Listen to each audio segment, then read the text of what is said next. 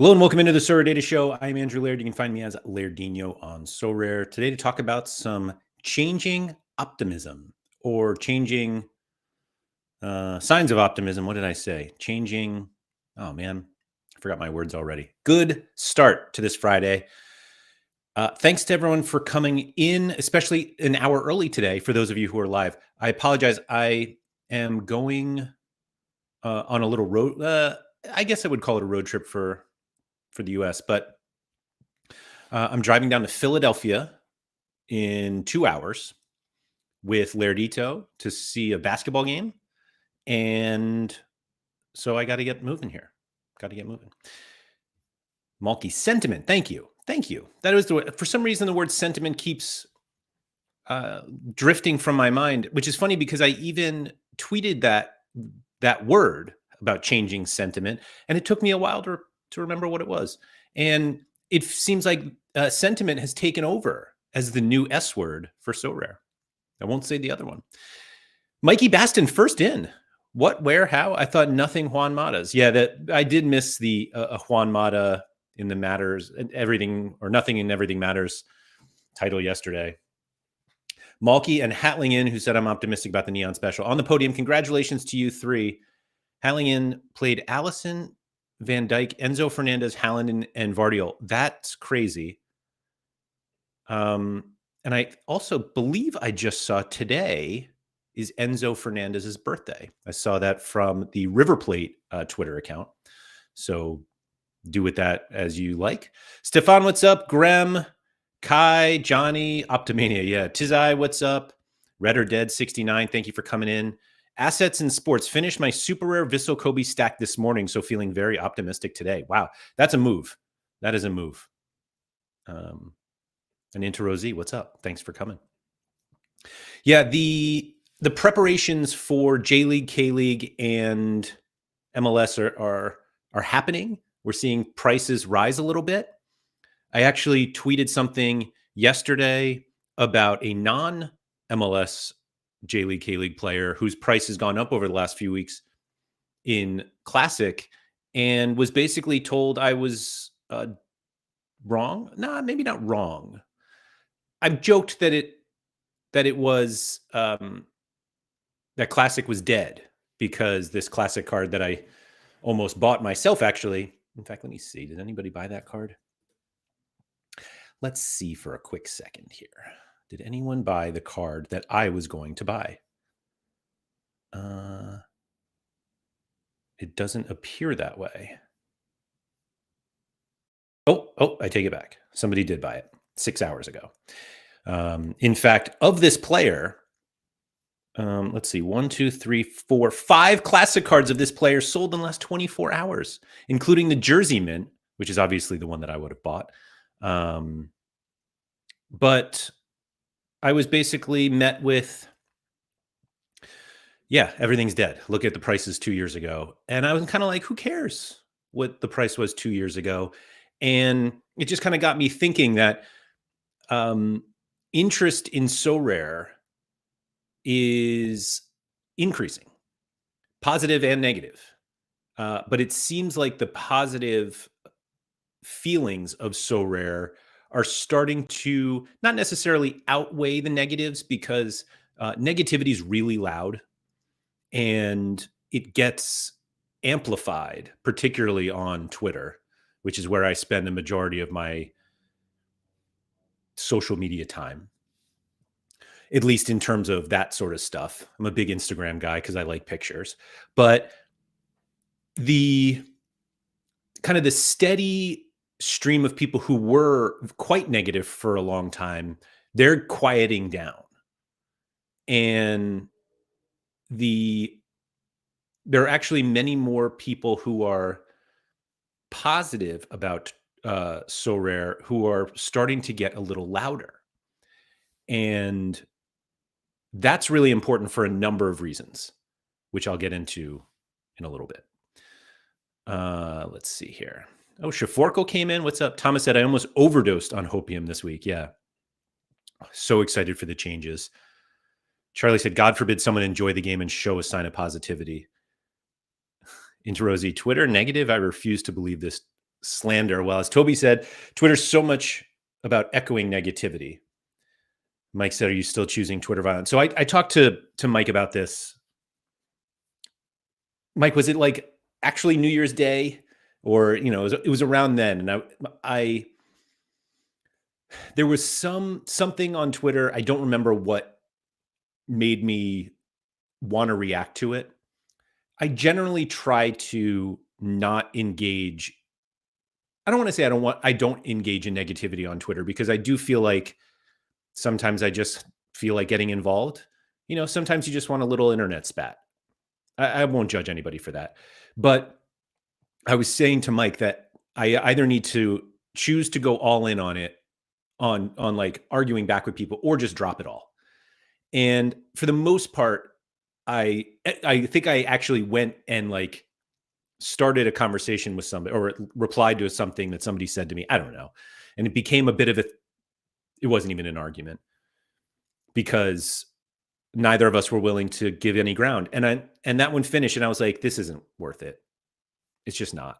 And Gator Guy has called me out on this before, and I've never actually spoken about this, but uh, I have this way of responding to people that doesn't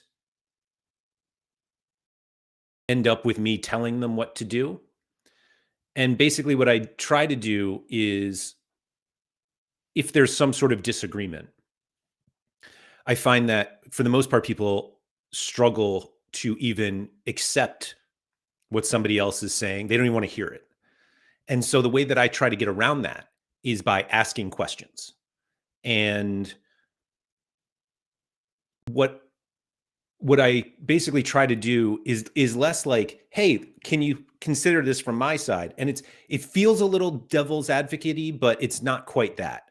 But I tend to just only reply with questions, because I think it's important to kind of word it in ways that somebody has to think, well, like, why do I feel this way? Or why do I refuse to think of it in another way? And that's how I was going to reply to everything on Twitter. And I've mostly decided not to.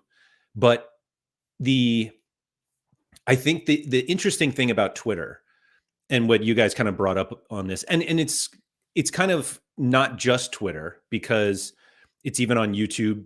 People make videos like, this is why Sorare sucks, or I'm selling up, and those are the types of videos that people get clicks on because it's spicy, and people like to click on that stuff, whether they agree with it or not. People who are upset tend to want to feel like they're not the only ones upset. And so then, they just pile on, whatever. But it takes much more for someone to enjoy something and then share that. I think that's kind of the unfortunate part of, I'm not going to make a whole thing about social media. I'll just talk about it on Sorare on Twitter. But if somebody has a problem, or they don't like something, it's very easy to just be like, I don't like this. And they post about it. And then everyone else who doesn't like it, or everyone else who just like feels like they've been wronged by Sorare, piles on top. But you don't get a lot of people who like talk about why they like Sorare. And because it's not even a barrier, but basically like the minimum amount that you have to feel upset and tweet about it is much lower than how excited you are about something and then you tweet about it. And so that's why we generally see more negativity on Twitter, because you don't have to be as upset as you don't have to be as upset to tweet as happy you have to feel to tweet. So anyway, but it feels like I'm starting, at least on my timeline. And granted, I think I use Twitter much differently than a lot of people. I use TweetDeck, and it's like a bunch of columns. And essentially my columns are like the people that I follow. And I actually don't follow that many people, because I tend to use lists. And so I have a list of basically everyone that I've come across on Twitter that like somewhat regularly mentions Sorare. And so it's literally a list called Sorare. I think if you go to my account, I don't think it's private. And then I have one that like it just searches Sorare. So every time Sorare is mentioned, that comes up. And I have one for Sorare data. And then I have a few that are like, specific. I have one for Argentina and, for when I'm doing all my lineups and stuff. And I actually have to update my lists a bunch now anyway. But I feel like it at least gives me a broader sense of what people are thinking about Sorare. Now, there is a very big hole in this system in that it's basically only English. And so if you are positively or negatively tweeting about Sorare in any other language, it's difficult for me to kind of pick up. And it comes up in my like Sorare search bar, but I basically have to go through and like manually, click translate on all of them just to see what people are about. And I actually discussed this a little bit internally with some people because, there are, I'm not the only, but I'm one of very few like native English speakers at Sorare Data. Like most of our staff is French. And we were actually talking how like the number of French content creators is way down than it was. And the French Sorare community is very important to Sorare, mostly because it was the first one. Like obviously Sorare is a French company. For a very long time, the majority of users were French. I don't know if it's a majority now as so much as a plurality, but it's still very important. But we also saw like the number of Italian streamers go down, Spanish streamer, and it's just like the public content of Sorare declined over the last year or two. And that's no surprise with the way that like the market's gone and the game changes and a lot of, and we've said on this channel like a whole bunch, a lot of the original users were very upset with this change to in season and classic and not being able to use the cards that they bought 5 years ago to continue to milk rewards now. And a lot of those users were French or Italian or Spanish or German. And so it's kind of unsurprising when you think about it, like why the enthusiasm for the game in that community is down. Now, again, I am much more knowledgeable about the English speaking community. And that's like in the UK, English speaking users in other countries, and obviously the ones in the US. And it seems like there's more interest now. And there were two specific users that I came across this week who basically started new Sorare content on YouTube, talking about their galleries and their strategies. And it had been a while since I saw like someone new. And then there are like new names that come up in like the live chat here. And the number of people who are like, yeah, I signed up in the last few months, last year, and I'm really enjoying the game. And I think one of the big things that came about from the gameplay changes is that it's almost like we started back at zero. And people who are like new to the game are not going to start doing content right away. You have to get your feet wet. You have to figure out if you even like the game. And if you're good at the game, then you're a little more enthusiastic about making content about it. Or if you just love it and you're having a lot of fun. And so you're like, oh, I want to talk about this. And there are some people who are just more comfortable talking about it in front of a camera and sharing it with the world to get other people kind of interested, or just, I'm going to put this out there so that if there's someone else who feels this way, or the opposite, like we can talk about it. And it kind of could be the beginning of a more positive community sentiment in Sorare. And it's actually probably not a changing of sentiment in terms of all of the users on the platform. It's more that we are most likely getting rid. That's not a fair term, getting rid. It's not like so we're choosing to get rid of them, but we are seeing some older users who are no longer happy with the platform just kind of leaving. And slowly they are being replaced by new users who look at the game for what it is now, and they're like, oh, that's a really cool game, I'm going to play that. And the more you play that, eventually there are going to be people who want to talk about it. And it feels like that we're like right on the cusp there, that if there was a sentiment chart that tracks how everybody has felt for the most part. I mean, I think we're not lying to ourselves here that it's probably been going down for a while.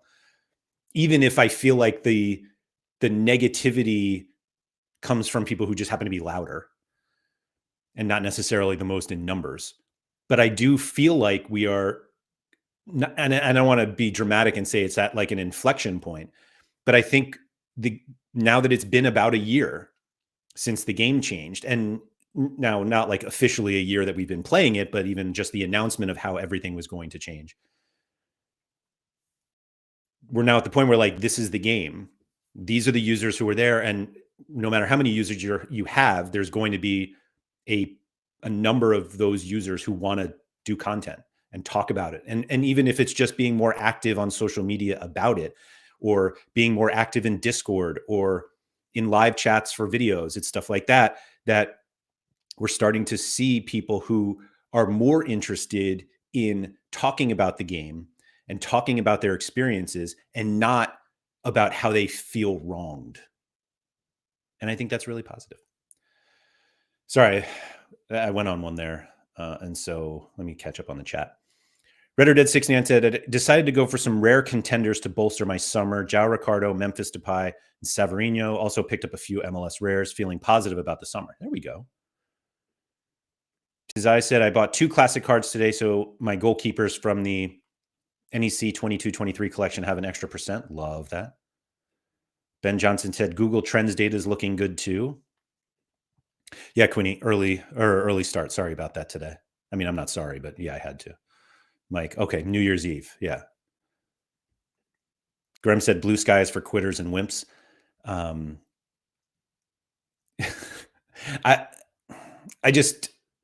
can't get on the blue sky yet. I don't know what it is. I have an account.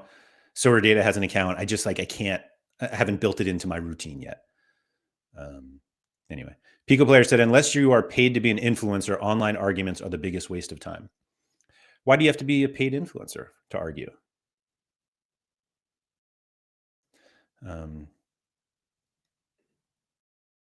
Mike, I should have learned French by now. You're right. Also, what happened with the Japanese lessons with Harry? We sold our cards instead. Sean said, bit surprised there's not a Ligue 1 only competition if the French market is that integral for the company. I think that they have tried. And I think Ligue 1 has their own fantasy game, and I think they're very particular about that. And so, yeah. Bullstar, what's up? Thanks for coming in. Sorare Stade Rennes FC, SR. Yeah, there's the French flag. So thanks for coming in. It's funny, I was looking at my Rennes collection today. Sorry to cut off for a second. There's so few cards in that collection that still play for Rennes. And it's really funny because when I'm watching the Deadline show, which, by the way, I'm talking about like Sorare content and all this stuff. There's like a lot of really good Sorare content out now.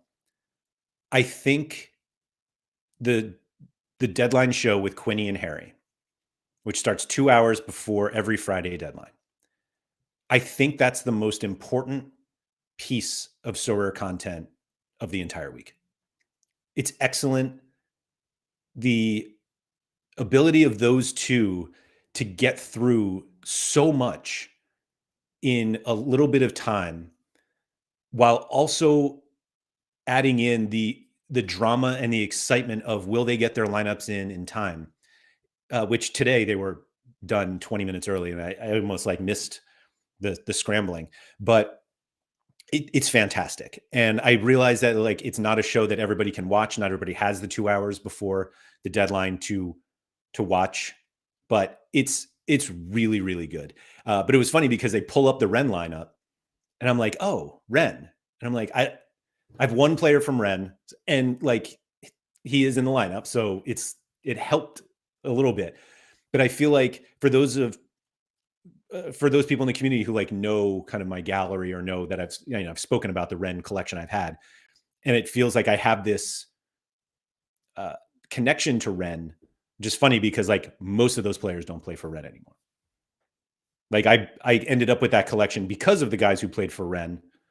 But then now I'm like, oh, I really want to play like Kamavinga, who's out, or like Doku. And now I'm like, oh, Mathis Tell needs a move. And I'm like, none of these guys play for Ren. So anyway. Ben said, I'm incredibly optimistic that the new common game could bring lots of new users. It's funny that, it's not funny that you're optimistic about it, but like, we don't know anything about that. And like, they've done a common game before. And so I hope so. I hope so. Novelty. I think that's a new name and that's a fun, avatar, I guess. Anyway, Sorare as a game is really hard to make content on. Also, there's no excitement hook, especially for non-playing viewers. Hence, a lot start, don't get the views they hope for, and eventually burn out. So that's absolutely true, but that's also true about everything in terms of like content. Like there are plenty of people who start content on extremely popular topics that have excitement hooks, and yet they burn out after a while. And I talked about this, it was a while ago at this point, but kind of my advice for anyone who's thinking about doing Sorare content is just, or really any content, is to just do it. And I think there is a general fear that it's going to be bad or nobody's going to watch. And I will tell you, both of those things will be true. But that doesn't mean it won't get better and that more people won't watch. And I think those people who are willing to keep doing that work will get rewarded. Now, granted, the reasonable upside of Sorare content is extremely low. Like this is an extremely niche product, which happens to be based on the most popular game in the world, sport in the world. But if you're like, I'm going to get rich making Sorare content, you're not. But I do think that there are opportunities to make Sorare content. And I obviously say that as somebody who makes a lot of it. And I'm not an expert at it by any means, but it is like, I genuinely believe that anyone who starts doing content and just keeps up with it, like the videos will get better. You'll get more interested in editing videos or doing live streams or doing some sort of games or, Sorare challenges or whatever. Like there is a lot out there to talk about. And you can't start doing content with the hope that you're going to get extremely famous or at least popular, because that can't be the reason that you do it, because the odds are you won't. But that doesn't mean you won't develop really good skills of talking on camera or talking to nobody, which is a lot of content everywhere. And I don't mean like how I am talking to nobody here. Like there are people here in the live chat, people who are watching after, people who are listening on 2x speed, like psychos. But like, there's nobody talking back to me. And I remember like the first live stream I did by myself, it was horrible. It was awful. And I did this like for Sorare Data. It was a show called like my five favorite Sorare Data tools or something like that. And it just felt so unnatural. And I hate it. I was like, I'm never doing a live stream by myself again. And it wasn't until like months later, after watching guys like Quinny and Harry and Mike Zakarian over at Team Hold, that I was like, these guys look like they're having fun doing this. And it was like, if it's that fun, maybe I should try it again. And so you just keep doing it. And I genuinely believe that anything in life, if you just keep doing it, you're going to get better. This isn't like a 10,000 hours thing, but it's like, of course, you're just going to get better at something the more you do it. And so if you do start to make Sorare content, like don't give up when 5 people watch your video, because you just got to keep doing it, because maybe it's actually very bad. Very few people are able to just start doing something and be very good at it. And so if you are not good at it, the easiest way to get better is to just keep doing it. Johnny said, I'm 2.5 years in and it's taken me around 2 years to build my profile. My advice to new users is play and trade, but I've only been able to trade around 6 months ago after I've built my gallery. I mean, there are different ways to play. I'm not going to sit here and say like, no, don't start trading, or yes, trading is the best. Like, you just have to figure out like what does Sorare offer you in terms of entertainment that makes you um, want to do it, because the more you do it, again, the better you will get. Tyler, just mic it. Thanks for coming in. Tyler said saving essence for next year officially. Okay.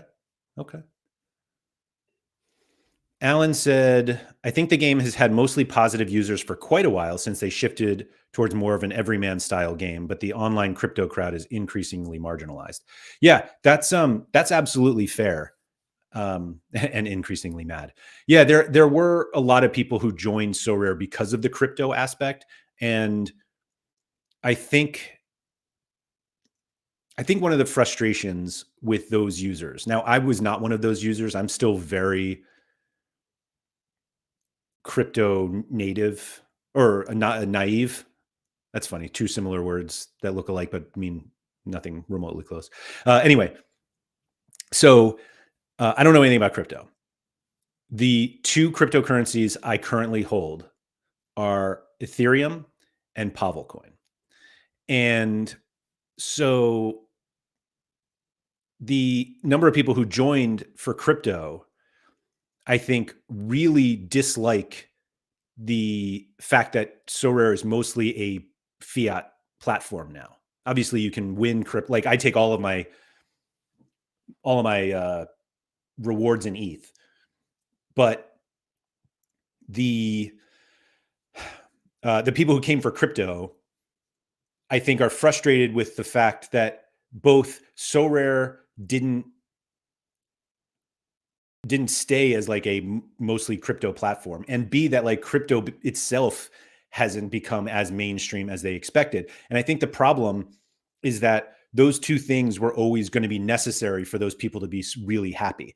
And Sorare always talked about having like 1 million active users, and that they were a crypto platform. And the problem is that because crypto is not nearly mainstream enough, there was no way for Sorare to reach their user goals without dropping the crypto part. Like, crypto had the acceptance of cryptocurrencies had to grow as fast as Sorare did.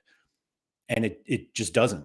Like, yes, the everyday use of crypto goes up each day, but it's still, most people now, I would venture that most people on this platform either have never bought crypto or just like have no interest in crypto and are perfectly content playing in fiat. And so all of the older users who joined for crypto are upset that the game isn't really a crypto game anymore.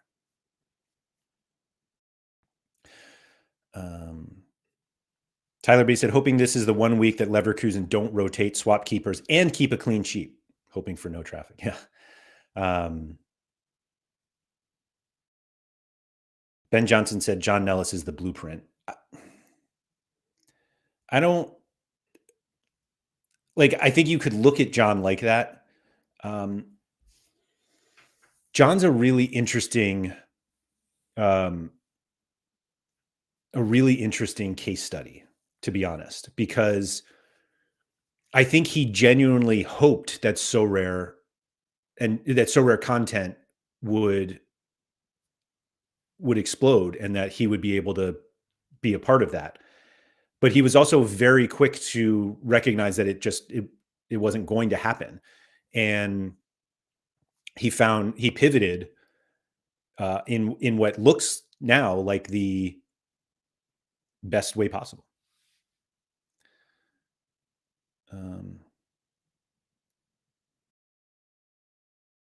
Thomas said he just called us nobodies. Damn. Did I call you guys?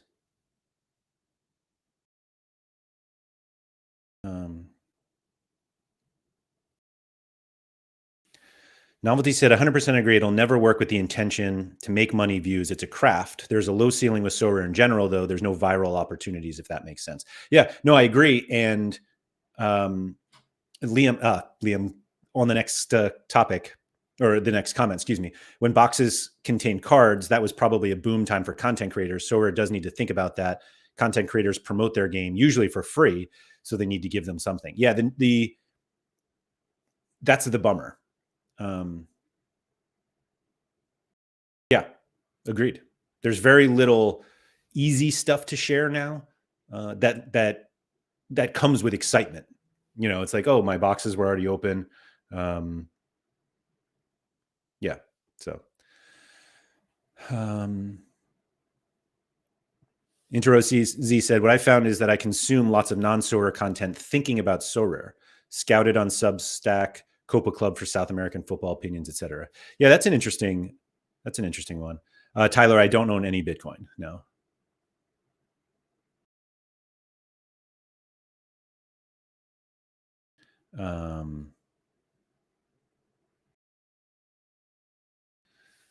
Bullstar said, just on trading, I found Sorare pushing secondary market activity for the Neon special really interesting today in their comms. Yeah, it's like the first time that they did that. Like, hey, go to the secondary market and buy some cards. So, yeah, it's nice. That's how they're going to fix Classic. They're just actually going to fix the secondary market. Kushe said, I'm an older user, didn't come for the crypto aspect, just for the enjoyment of a football managing game. That's great. Tom Brimson, I joined despite crypto. It was a massive barrier to entry. I find it wild why crypto bros wouldn't like Sorare going to fiat. It's more. I think it's more that the move to fiat. I think they're convinced that the move to fiat almost limits the upside of cards. And what's funny about it is that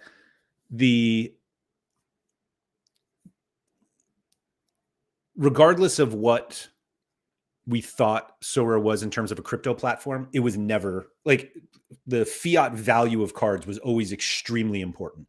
Now, I will say that the higher scarcities you get, it matters less, meaning unique and super rare prices for years were very tied to ETH. And that like the fiat value of those didn't matter because that was mostly people who bought ETH really cheap and were, they wanted to play in ETH. But rare prices for probably as long as I've been on the platform, at least didn't ignore the fiat value of cards. And there were times where people would have cards listed and ETH would like go through the roof. Which way am I doing this? ETH would go through the roof. And so the fiat value was down, up, whatever. And people would be like, oh man, I can't believe I just sold that card for like $25 because it was worth 50 yesterday based on the ETH price. And it was like, yeah, but the ETH, like you got the ETH price you wanted. And they were like, yeah, but it's worth less in dollars. And it's like, just talking about that implied that the fiat values mattered, even though we were all like, no, it's an ETH platform, crypto. Yeah. Halligan said John Nellis is not the blueprint. Excuse me. He's the exception. Yeah. John always clearly had ambition to be more than a niche game podcaster. I agree. Oh my goodness. John Nellis in the house.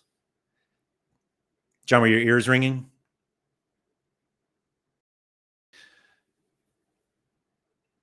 Wait a minute. It looks like I was mentioned based on the comments. John, of course.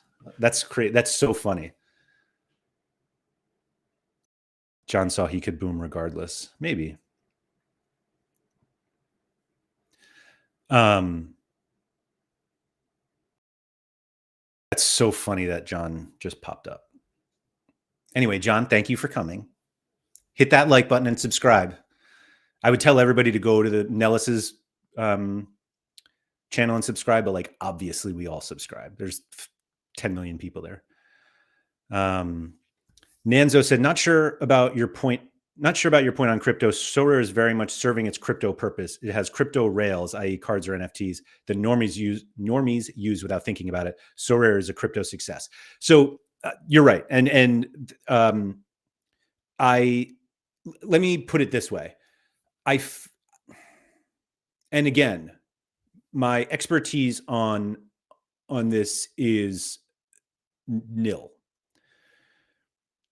I would I would argue that Sorare, and maybe this is the same thing, and so that's okay. Just it's showing my ignorance on this. But I think Sorare is a almost like a blockchain success. Like I think there's a difference between and it's probably because you can't have one without the other. I would say cryptocurrency is less important on Sorare than it's ever been. Obviously, the blockchain part of it is vital. I think Sorare is a blockchain, and maybe you can call it a crypto success because of the blockchain stuff. But I think we could also kind of accept that maybe this game could just be played without that. Obviously, it's almost like an insurance policy on us that like we know that we can get our cars because they're on the blockchain. But you're right. You're right. I guess the way I was looking at it, Nanzo, is that it was less so rare. How about this? So rare is less about ETH than it's always been, meaning the cryptocurrency Ethereum. But the crypto aspect is obviously very, very important. Anyway, Novelty said, "This sounds crazy, but a lot of people genuinely think crypto is illegal or get them in trouble. I think it deters more people than it attracts, generally speaking." I don't know if people. I agree that there are people who are put off by the crypto aspect of it, but I don't actually think it's because of the legality. I think it's because of like the knowledge barrier of entry to becoming comfortable with crypto. And I'm one of them. Like I everything I do with the blockchain feels very uncomfortable to me because it's like every time I'm copying a like a wallet address or pasting it somewhere, and I'm like, I know I shouldn't do that, or just everything. Fear of my seed phrase getting out, and then really having no idea what's actually at stake if my seed phrase gets out. I know I'm not supposed to take a screenshot of it, and if I write it down, it should go somewhere really important. Which is funny because I used to make fun of my mom for writing down passwords, and now everybody's like, you should just write them down. Anyway. Oh, Adriano coming in. What's up? Alan said, to me, Sorare and similar games are literally the only use case for NFTs. I'm not into NFTs enough to know. Like I never got into Top Shot. I think the simple fact that you can buy and sell stuff like NFTs is it, but I don't know. Alan said, even now, I'm not even sure it needs NFTs. I think Sorare as a concept works perfectly fine with an Excel spreadsheet and a bank account. Halligan said, I'll never fully understand the point of cryptocurrency, but NFTs and blockchain I can get behind, mainly because of Sorare.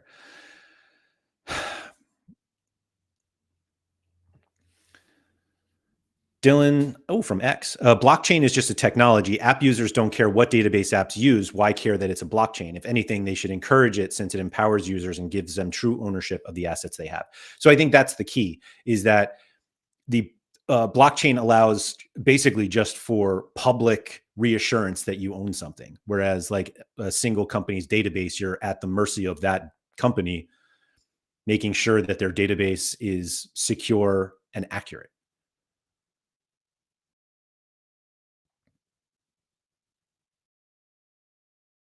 Surface, thanks for coming in.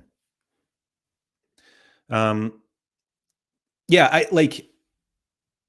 cryptocurrency is just not something I can speak intelligently on. And I'm sure that like Nanzo's there listening, just like banging his head at what I'm saying because it's so ignorant. But in the context of Sorare, which is really the only blockchain experience that I have, not that Sorare is a blockchain, but like the it doesn't matter to me. Like I take all my winnings in ETH because it feels like I should be accumulating ETH. That's the point of the game. And I feel like the financial upside of ETH is much higher than dollars, if that makes sense, even though I'm essentially valuing it all in dollars. But also I spend all my ETH anyway. Like it, I get my rewards in ETH, and I said this on a video recently that it was like if you can go back and you see how much money I won in like certain competitions. Like the time that I finished second in contender, I won $1,000, and I was like, oh sweet, and it's like that $1,000 is now worth 1,600 because of the ETH movements, and that's kind of an extremely fun wrinkle for me in terms of playing Sorare. Now, obviously, that $1,000 could be worth $10 if ETH just absolutely crashes. But there are enough people that I consider extremely intelligent that are buying ETH and have some of their net worth in ETH. And it's kind of one of those, like, if they're doing it, then I trust their decisions. And not that they're making the decision for me, but it's like, yeah, maybe I should have some of this. Thomas is asking if I'm staking your ETH. I'm not.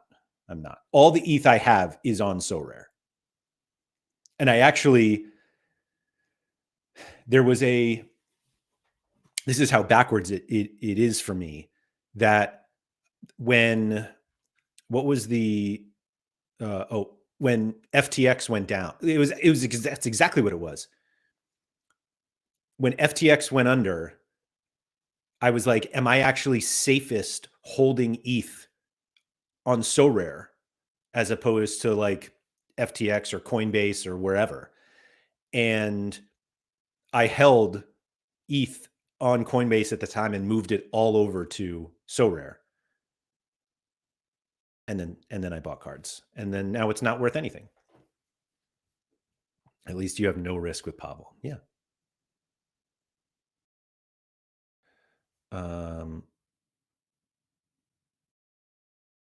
Sorry, I'm just going back here. Ben said, I really struggle with the true ownership thing. I have no idea what it means. If I get a card from a pack on FIFA, I own that too. So Ben, I think the difference is that like the idea is FIFA can just take that from you because it's not on the blockchain. They actually have ownership. They just tell you that you own it. And Sorare can't do that, which I think they actually can. Sorare Strats, did you ever need to take a break from videos for outside reasons? And did you find it easy to just pick it up again? So I'm not the best person to ask about this because it's my job. Like I know everybody likes to make fun of this, that like this is my living, but this is part of my job. And so I have taken a break by like going on holiday, sure. But I've never taken like an extended break because I haven't had a reason to stop working for a while. So the answer is no. I haven't really needed to take a break. Thankfully. Nanzo said, banging my head gently, but I understand why people have the views they currently have. It's a conversation that I've heard for over a decade now. Yeah, and I think, Nanzo, that's actually a really good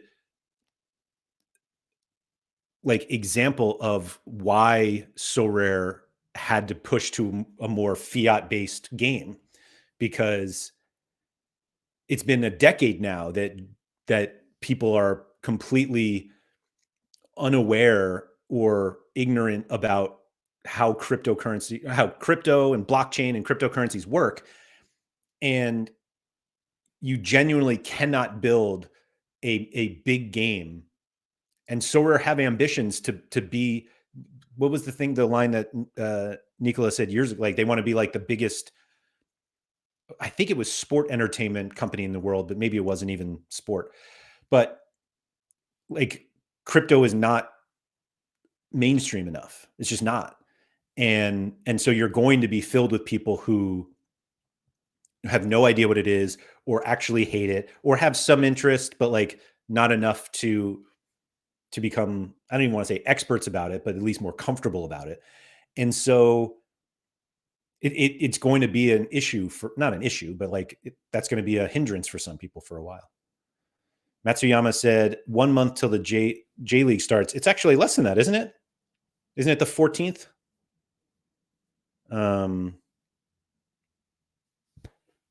Yeah. Red or Dead said, I joined despite crypto. Remember the vids that had to explain how to transfer your ETH from wallets, etc., and the nervous wait. Nah, don't miss that. Sorare is much more accessible with fiat. So Mikey Bassett, my ETH holding is up 600%. Let's go. So when I joined Sorare, I bought cards with my credit card. And like I would bid on auctions. It was actually a very simple process. I would bid on an auction. I would get a call from my bank that there was a fraud alert. I would tell them it's okay. I would bid again. I would get another phone call. And after like the 20th card I bought, they were finally like, okay. But like, obviously it looks sketchy as an American using a credit card to buy something from a French company that like, is that crypto? 5 years ago. No, not 5 years ago. What are we in now? 2025, 3.5 years ago, 4 years ago. So yeah, it was sketchy. But the first time I ever had ETH on the platform was I bought a Yuma Suzuki. Speaking of the J League, I think it was Yuma Suzuki. I'm going to go back and look at this. So anyway, I bought a Yuma Suzuki rare card on auction. And this was a card that PSU fans and I had talked about, or a player that we talked about. Oh, there it is. This is how basically it all started with me. Hold on. So I won this auction for $191. At the time, it was 0.107 ETH. And Sean wanted this card and he bought it from me. And I remember at the time, based on the ETH movement, and I don't think it was 191 on that day, but let's say maybe it was 191. I don't know. But I remember when he sent me the money for it, fiat wise, it was actually less than what I paid. And I was like, what the hell? But it was, as you can see, it was 0.107 ETH and 0.114 ETH. And PSU fans always use just ETH on the platform. But that was the first time I actually had ETH. And then I could actually like make offers on cards, because at the time you couldn't even make offers on cards with fiat. It had to be in ETH. And if you bought a card from the secondary market with a credit card, there was a 10% fee, which might still be the case actually. But now you could just deposit cash with a credit card. But anyway, so that was the first time I had ETH on the platform. And then I bought ETH a while later and had no idea how to get it onto Sorare. And Andy Black basically walked me through the whole thing. And I remember I messed up at one point by sending it to a different wallet. Like I had two wallets.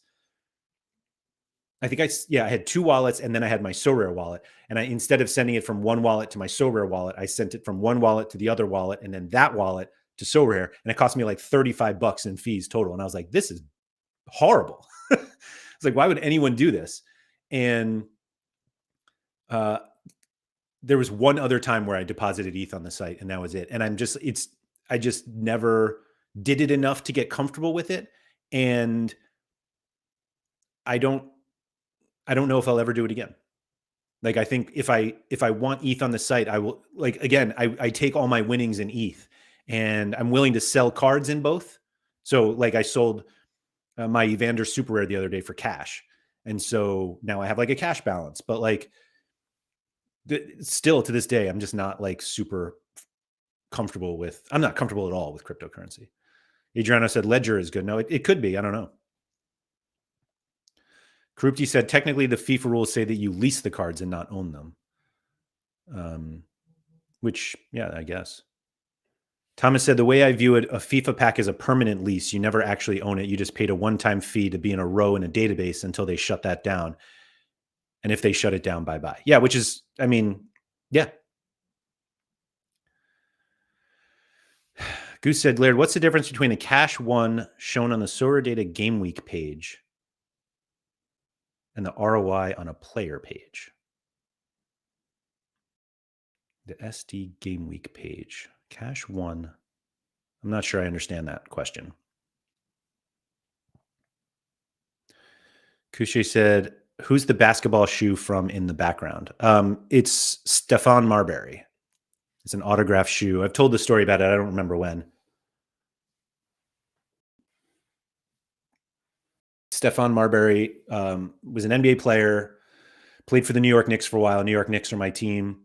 He actually went to the same high school as my mom, but he came out with he was appalled at the price of basketball shoes for kids or adults, really, and came out with these shoes called Starberries. That was his nickname, and they were $15. And back then is when the basketball sneakers started to go from like $100 to $200, and they're like $350 now. It's absurd. But anyway, so I bought a pair and at an autograph signing, and he signed them. So that's what they are. Looking for Food said, Sorare can't take the card from you, but without Sorare, you can't do anything else with the card. Wiser utility beyond a fantasy football game might be the way for more desirable assets. Thomas said, if Sorare went under tomorrow, you can still take your cards onto the main network, and that's decentralized and can sit on a USB stick in your closet forever. Yeah. I mean, you can delete them, download or withdraw them right now if you wanted to.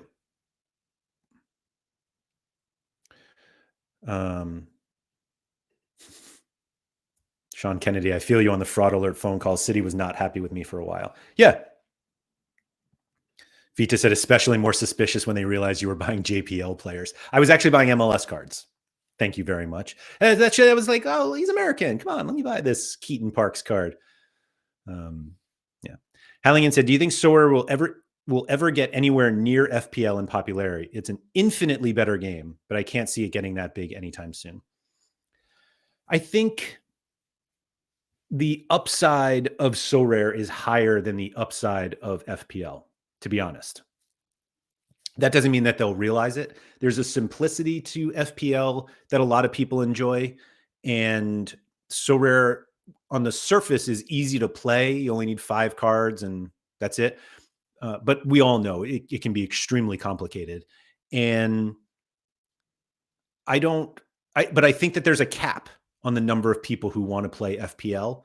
And I think the cap on the people who could be interested in Sorare is much higher. But it also requires them to have a very good free game. Like, it's probably more the fact that the upside is on a free game. I don't think realistically we will have as many people playing Sorare Pro as FPL. Now, the FPL numbers are always a little wonky. They have the same multi-accounting, and people who give up after a week because it's free, it's easier to give up. Whatever the number is of like active users I take those with as many grains of salt as I do the Sorare active user numbers. But the benefit of Sorare is, like, we know exactly how many people are putting lineups in each game week, and I consider those like active accounts. And so when Sorare is like, yeah, we have like 3 million users, it's like, well, you've had 3 million people like sign up for your game, but we know exactly how many people are playing Sorare like pro lineups each week. And that's really the only measuring stick that I care to worry about at this point. Not that I have to worry about these things, but that's what I look at. Alan said, whether or not it's because of crypto we can debate, but the fact that Nanzo and I can both be obsessed with this game with polar opposite views of the future of crypto is a Sorare success. Nanzo said, everyone doesn't need to be a mechanic. They just need to drive the car as needed. In this case, enjoy playing Sorare. The crypto price speculation is where people get sidetracked. That's fair. Matsuyama said, Yuma will crush it next season, by the way. I don't even have one. Sierra's second top scorer in the league last season moved to Antlers. Did he really? If he doesn't crush, he can still enjoy the Yuma shithousery, which is priceless. Karupti said, Udinese goalkeeper Maduka Okoye, who is a Sorare legend, really, Maybe getting a 4-year ban for getting a yellow on purpose against Lazio. Prosecutors are investigating. Ooh, that's fun. Nanzo said, I think most people are introduced to crypto as a way to make money, and that's the main issue. That makes sense. Aaron Large, just come back to Sorare after a few months away. Prices seem a lot lower than before. Is this just because of how much usage is left on the card in season or a general decline of prices? It depends what cards you're looking at, but I would assume that a lot of them are down because of, because the utility is significantly lower. What's the value of the shoe now? Did it boom and then crash or crash and boom? I've never looked. Goose said, if I win 100 euros with Biscaglia, it might show as 98 on a different page. Why does it show 100 or 98 everywhere? I think if you look at previous game weeks, it'll actually, I don't know if that's true for ETH if you're only in fiat. Goose, I'm actually not sure. But that's a good question. And if you could please email support@soradata.com with that, we can look into it because I'm not going to remember it and I don't have a pen to write it down. I have a notebook, but no pen. Ben said FPL's numbers are artificially boosted by thousands of 25-man office leagues that are only played for the first 3 weeks. I mean, there are plenty. I mean, most free games are like that. Kai said, and with NFTs, new game providers can come up and use the Sorare cards for their games. For example, the SO11 from Sorare Data a few years ago. Yeah. And what's it called is coming back, right? Sorare Mega. And that, like the blockchain allows us to do that, even though I'm pretty sure that stuff's just through the API. Charlie said, I don't think people realize how huge FPL is in the UK. Literally every male under 40 plays it, even people who only have friends like football play it. So Charlie, I completely agree with you with that. I think what people also don't realize in the UK is that there are a lot of people elsewhere. And this is where people are like, oh no, FPL is really big in Sweden and really big in the Netherlands. And it's like, yeah, I mean, sure. Nobody cares here.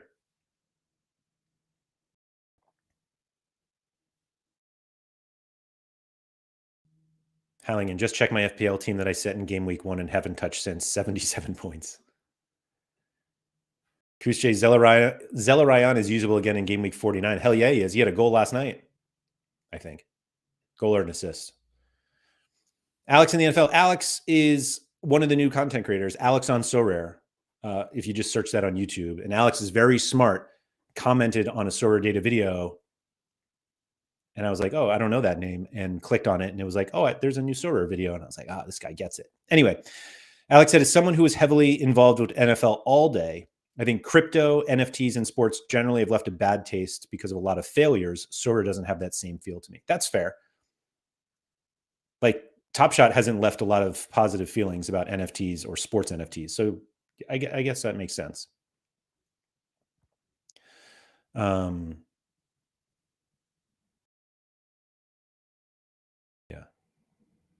Into Rosie, let's continue the optimism. Are we all winning the Neon Special? I mean, you're all cashing. I am going to win it, though. No thanks to Angel Di Maria.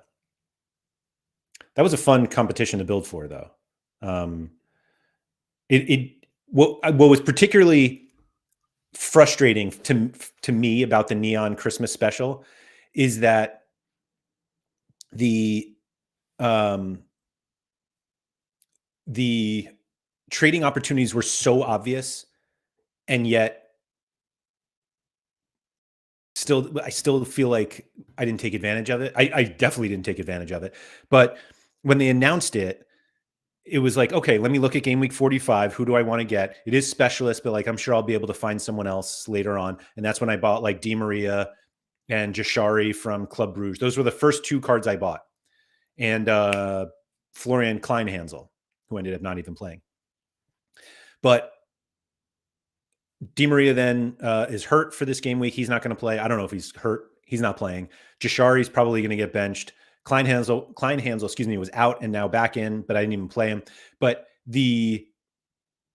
what was cool I thought, was looking at the secondary market and being like, wow, there's a legitimate price gap between non-neon Christmas limited cards and neon ones.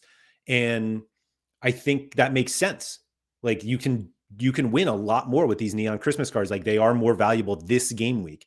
And I think we all, not we all, but a lot of us, or some of us who like considered just buying a lot of them, came out on the bottom here, and we're just like, man, we should have done that.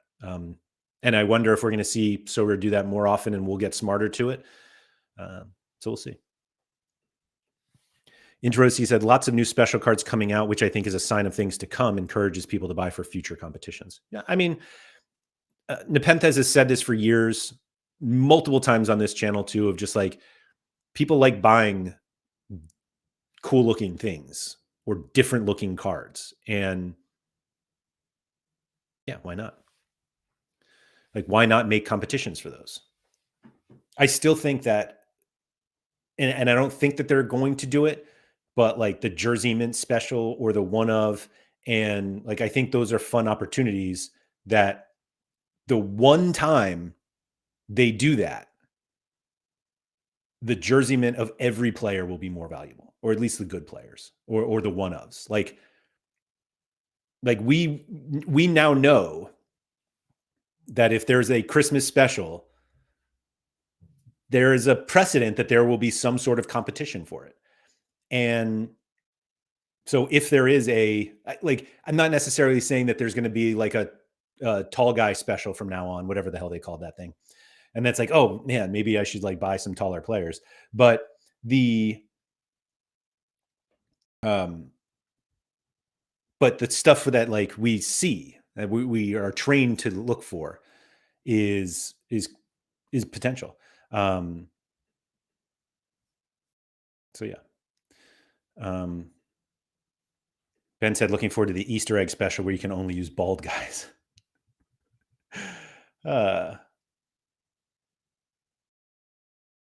Kai said, building was fun for the Neon Christmas special, but I don't see my team number one in the game week page. I'm very sure I submitted the team. Someone else experienced this as well. I think I actually did see someone else tweet about that their team wasn't showing. Mine was showing before the game week started, I know. Let's see. Yeah, my 2 neon ones are in there. And my special, yeah, mine are in. I also use the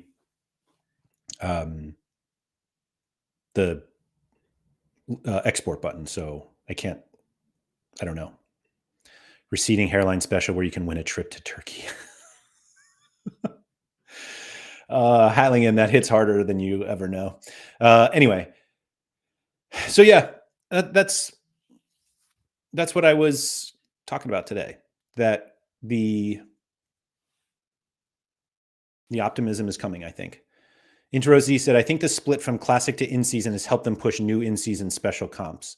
Whether it will benefit everyone or not, the game is evolving, or at least attempting to. Yeah, and I feel like there's this thought that like every card we buy should have something, like we should get something out of it, as if like playing in-season competitions for thousands of dollars every game week is not enough.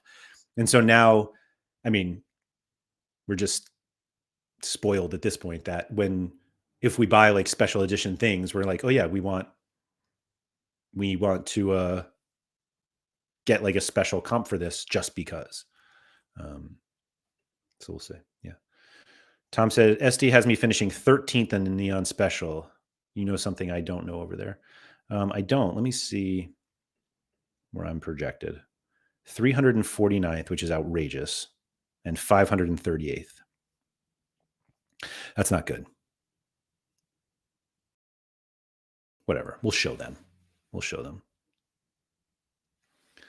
Alan said, if the prizes for the MLS only comp are similar to Challenger prizes, I think that's a great sign. I don't think they're going to be remotely close to that big, but that would be great. I agree. Yeah. I have to go. I was going to go a little longer today, but I can't. I'm running out of time, so I apologize for that. I'm going to be back on Monday, obviously. Um, Ben said, "Do you think the in-season competitions will be?" I'm guessing that meant to be easier with the Christmas cards gone. I don't. I don't. Oh, Paolo projected 12th. Okay, I see you guys. I see you.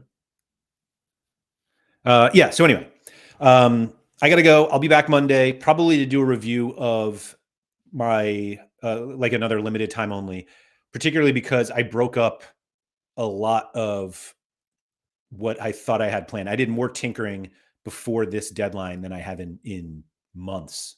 Months. Um, so on Monday, I don't know if I have guys even playing Monday, but limited time only, most likely. Most likely. So anyway, yeah. So thank you everybody for coming. If you could please like, subscribe, all that good stuff. Shout out to Quinny. Good luck with all of your lineups this weekend.